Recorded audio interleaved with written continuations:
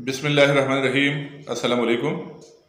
अगर आप KPK public service commission में यानी Khyber Pakhtunkhwa public service commission में किसी भी पोस्ट के लिए अप्लाई करते हैं तो ये अप्लाई ऑनलाइन होता है।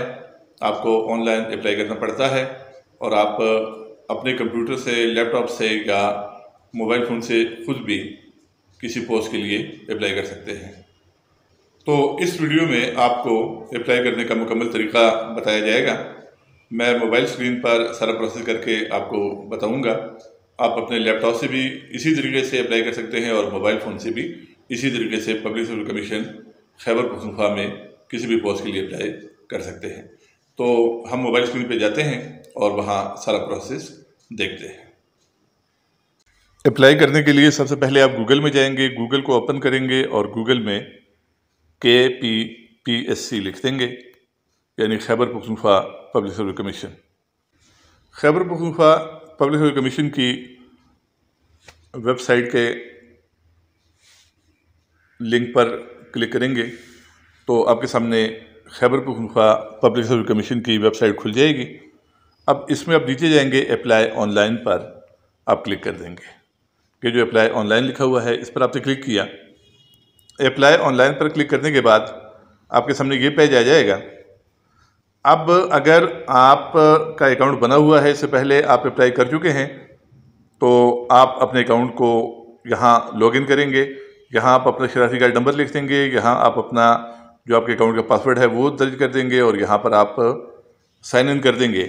लेकिन अगर आपका पहले अकाउंट बना हुआ नहीं है, आप फ्रेश है, पहली दफ़ा अप्लाई कर रहे हैं, तो फिर आप यहाँ पर साइन इन नहीं करेंगे, बल्कि आप यहाँ पर साइन अप करेंगे। इस जगह आप आ जाएंगे, यहाँ आप अपना नाम लिख देंगे और यहाँ आप अपना डिस्ट्रिक्ट सेलेक्ट करेंगे और अपने लिए आप अकाउंट बनाएंगे। तो आप अकाउंट बनाने का यहाँ से आगे जो मरहला है वो हम करते हैं। सबसे पहले आपने नेम पर क्लिक किया, अपना नाम आपने लिखा, उसके बाद आप अपना डिस्ट्रिक्ट सेलेक्ट करेंगे। डिस्ट्रिक्ट सेलेक्ट करने के बाद आप अपना CNVC नंबर लिखेंगे, यहाँ आप अपना CNVC नंबर लिख देंगे, ईमेल एड्रेस दर्ज करेंगे। उसके बाद अपने लिए एक पासवर्ड आप बना लेंगे और वो पासवर्ड आप लिख देंगे और फिर आप साइन अप कर देंगे। जब आप साइन अप करेंगे तो आपके सामने ये एक सफ़ा ओपन हो जाएगा। यहाँ लिखा है registration successful, now log in to your account. तो आप उसी अकाउंट में जो अभी आपने बनाया है उसमें आप यहाँ लॉग इन करेंगे और लॉग इन करने के लिए आप अपना वही शनाख्ती कार्ड नंबर सबसे पहले दर्ज करेंगे इस खाने में। शनाख्ती कार्ड नंबर दर्ज करने के बाद आप अपना वही पासवर्ड जो भी आपने अपने लिए बनाया था वो इस खाने में लिख देंगे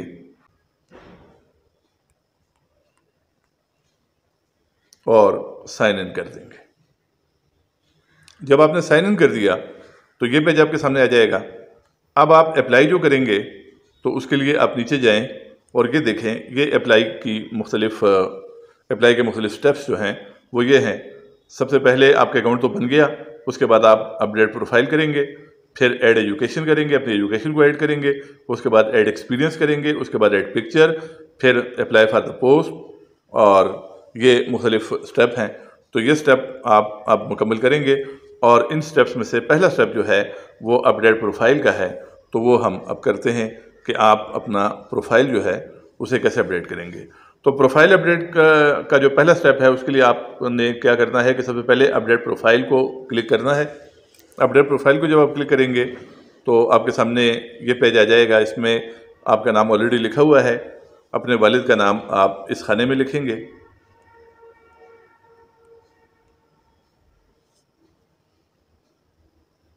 यहाँ आप जेंडर सेलेक्ट करेंगे, मेल या फीमेल। यहाँ आपका शनाख्ती कार्ड नंबर ऑलरेडी लिखा हुआ है। अब ये जो ग्रीन नज़र आ रहा है, अगर आप गवर्नमेंट सर्वेंट हैं तो आप यहाँ यस पे क्लिक करेंगे, अगर गवर्नमेंट सर्वेंट नहीं है तो नो पे क्लिक करें। उसके बाद अपना पोस्टल एड्रेस लिखें। मैं सिर्फ एबटाबाद लिखूँगा, आप पूरा पता लिखें। उसके बाद परमानेंट एड्रेस अपना लिखें, उसके बाद अपने 2 मोबाइल नंबर आप दें। मिसाल के तौर पे आपने पहला नंबर ये दिया और दूसरे खाने में अपना दूसरा मोबाइल नंबर आप दें।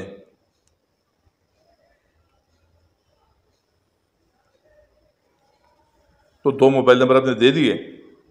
उसके बाद रिलीजन मुस्लिम लिखा हुआ है, अगर कोई नॉन मुस्लिम है तो वो अपना मज़हब सेलेक्ट करेगा और मुस्लिम जो हैं आप अपना ये जो मुस्लिम लिखा हुआ है इसी को रहने देंगे। आर यू हाफिज़ कुरान, ये जो ऑप्शन है इसमें अगर कोई हाफिज़ कुरान है तो वो यस को क्लिक करेगा और अगर हाफिज़ कुरान नहीं है तो नो ही रहने देगा। इसके बाद आप अपना डेट ऑफ बर्थ यहाँ पे लिखेंगे। डेट ऑफ बर्थ लिखने के बाद ये जो एबटाबाद है, आपका जोन है या आपका डिस्ट्रिक्ट है, ये यहाँ पे आ गया और you can't edit district in future. फिर nationality of your wife husband, ये सिर्फ शादीशुदा लोग जो हैं वो यहाँ पर अपने शोहर या बीवी के कवायद दर्ज करेंगे। अगर आप गैर शादीशुदा हैं तो आप यहाँ पे दोनों खानों में नील लिख देंगे। In case of backward area एक 2 ही हैं, इसको में आप कुछ भी ना लिखें बल्कि नील लिखें या नो लिखें या एन ए लिख दें। उसके बाद फादर ऑक्यूपेशन लिखें। उसके बाद do you claim physical disability, कोई माजूर है तो वो यस को सेलेक्ट करेगा, अगर माजूर नहीं है तो नो को ही रहने देगा।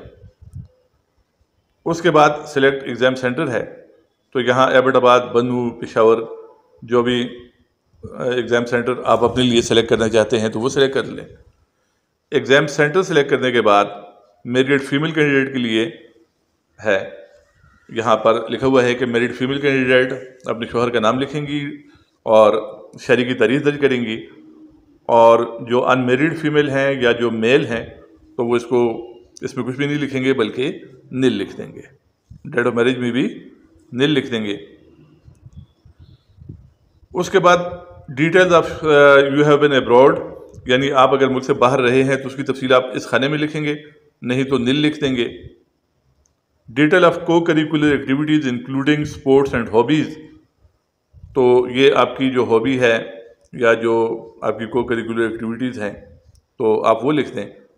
बुक रीडिंग फ़र्ज करो हम लिखते हैं तो बुक्स रीडिंग हमने लिख दिया। उसके बाद detail of your post graduate research, अगर आपकी है तो उसकी तफसील लिखें, नहीं तो नील लिखें। हैव यू बीन डिसमिस, आप डिसमिस नहीं हुए, और आपने अगर इससे पहले कमीशन में अप्लाई किया है तो उसकी तफसील यहाँ आखिरी खाने में दर्ज करें, नहीं तो यहाँ भी नील लिख दें और उसके बाद अपडेट प्रोफाइल पे आप क्लिक कर दें।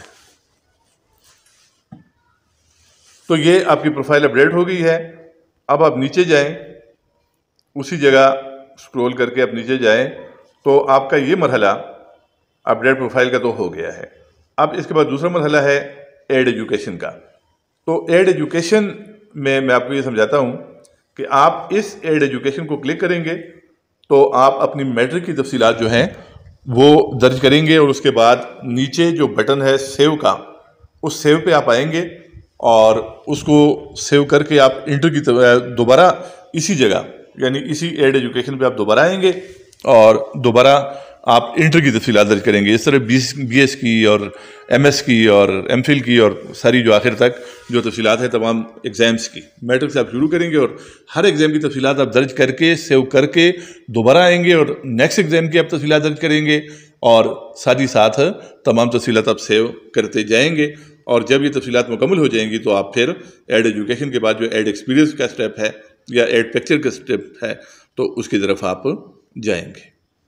तो अब हम एड एजुकेशन बारी बारी तमाम एजुकेशन जो हैं मैट्रिक, इंटर, BS वगैरह तमाम एजुकेशन की बारी बारी आप डिटेल जो है वो एंटर करेंगे और उसको सेव करते जाएंगे। तो एड एप्लीकेशन पे हमने क्लिक किया, हमारे सामने ये पेज आ गया। अब इसमें सेलेक्ट डिग्री सर्टिफिकेट, इस पर हम क्लिक करेंगे और सबसे पहले हम इसमें से मैट्रिकुलेशन को लेंगे। मैट्रिकुलेशन को हमने लिया, उसके बाद आप रिज़ल्ट डिक्लेरेशन की डेट सेलेक्ट करेंगे, रिज़ल्ट डिक्लेरेशन का महीना सेलेक्ट करेंगे, रिज़ल्ट डिक्लेरेशन का साल सेलेक्ट करेंगे और उसके बाद आप आपने इम्तिहान कौन से बोर्ड से या कौन सी यूनिवर्सिटी से पास किया है, तो उस बोर्ड या यूनिवर्सिटी का आप सिलेक्ट करेंगे। तो यहाँ पर मुख्तलिफ यूनिवर्सिटीज़ और बोर्ड्स के नाम आपके सामने आ गए हैं। इसमें से आप अपने बोर्ड का या अपनी यूनिवर्सिटी का सिलेक्शन करेंगे।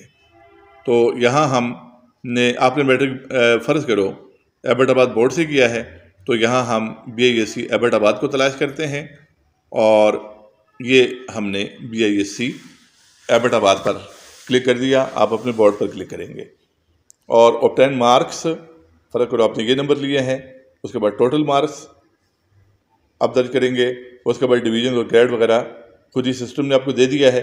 अब नीचे आप देखें सब बटन के ऊपर फर्स्ट पोजीशन लिखा हुआ है। इस फर्स्ट पोजीशन को आप सेकंड, अगर आपकी फर्स्ट है तो इसी को रहने देंगे, अगर सेकंड या थर्ड है तो उसको सेलेक्ट करेंगे, और अगर फर्स्ट सेकंड थर्ड में से कोई पोजीशन आपकी नहीं है तो आप इस अदर पोजीशन को सिलेक्ट कर देंगे और सेव को दबा देंगे। तो इस तरह आपकी मैट्रिक की तफसीलात ये देखें यहाँ पर दर्ज हो गई हैं।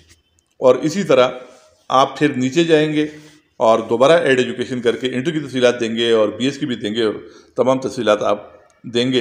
तो ये सारी तफसीलात जब आप दे देंगे तो उसके बाद आप नीचे जाएंगे और तीसरा स्टेप आप करेंगे। यानी पहला स्टेप अपडेट प्रोफाइल का हो गया, दूसरा ऐड एजुकेशन का हो गया, तीसरा जो है वो ऐड एक्सपीरियंस का है। अगर आपका एक्सपीरियंस है, आपने कहीं पर कोई जॉब की है तो कब से कब तक की है और कौन सी पोस्ट पर की है, तो उसकी तफसीलात आप ऐड एक्सपीरियंस को इसको क्लिक करके आप देंगे।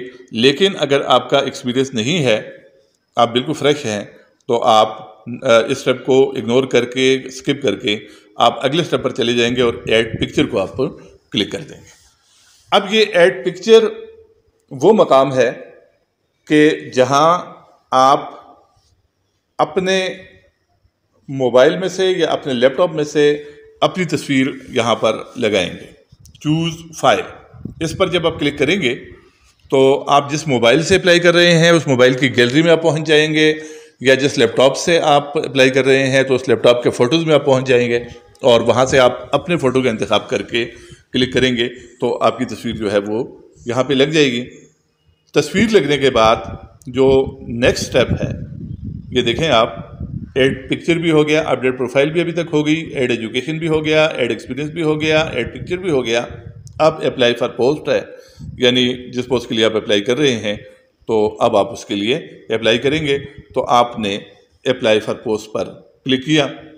जब आपने अप्लाई फॉर पोस्ट पर क्लिक किया तो ये सारी आपकी एप्लीकेशन जो अभी तक आपने जो इन्फॉर्मेशन दी हैं, ये सारी इन्फॉर्मेशन आ गई हैं।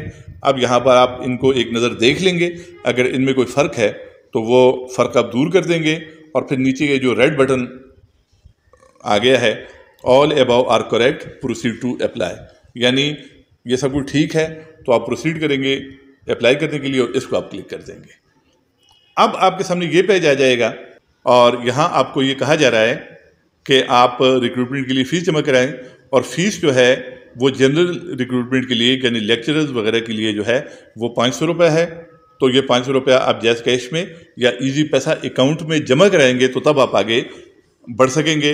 अगले स्टेप में आप तभी पहुंचेंगे कि आप फ़ीस जमा कराएंगे, और फ़ीस जो आप जमा कराएंगे तो उस फ़ीस की जो ट्रांजैक्शन आईडी है उसको आप इस खाने में दर्ज करेंगे। तो फ़ीस अगर आप जैज़ कैश के ज़रिए जमा कराते हैं तो जैज़ कैश ऑलरेडी लिखा हुआ है, अगर आप इजी पैसा के ज़रिए कराते हैं तो आप इजी पैसा का इंतखाब कर लेंगे और जाकर आप 500 रुपये फ़ीस जमा कराएंगे। अब यहाँ पर मैं आपको ये बताऊँ कि अप्लाई करने से पहले आप अपनी फ़ीस जमा करा दें। तो इस स्टेप पर जब आप पहुंचेंगे तो यहाँ पर आप अपनी ट्रांजैक्शन आईडी जो है वो इस खाने में आप लिख देंगे।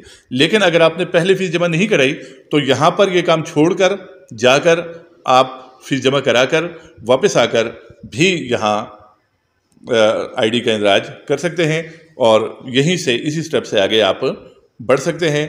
तो जब आपने फ़ीस जमा करा दी तो उसके बाद ये सब बटन आप दबाएंगे, वेरीफाई द ट्रांजैक्शन आईडी। तो ये आईडी का बटन जब आप दबा देंगे आपकी आईडी वेरीफाई हो जाएगी। यहाँ पर आप फ़र्क करो जो भी है, आपने ट्रांजैक्शन आईडी लिखी और ये बटन आपने दबा दिया तो उसके बाद आप अप्लाई करने वाले पेज पर पहुँच जाएंगे। अब वहाँ पर आपने सिर्फ 4 चीज़ें एंटर करनी हैं।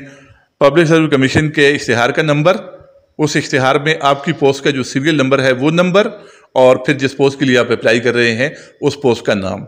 तो ये 3 चीज़ें आप लिख देंगे और अप्लाई पर आप क्लिक कर देंगे, सबमिट पर आप क्लिक कर देंगे, तो आपकी एप्लीकेशन जमा हो जाएगी, यानी आपका अप्लाई हो जाएगा। तो ये एक तरीका था पब्लिक सर्विस कमीशन में ऑनलाइन अप्लाई करने का। इसी तरीके से आप मोबाइल से भी कर सकते हैं, जो मैंने आपको बताया, और सेम यही तरीका है और यही वेबसाइट है, आप लैपटॉप पर भी ये अप्लाई कर सकते हैं। अल्लाह हाफिज़।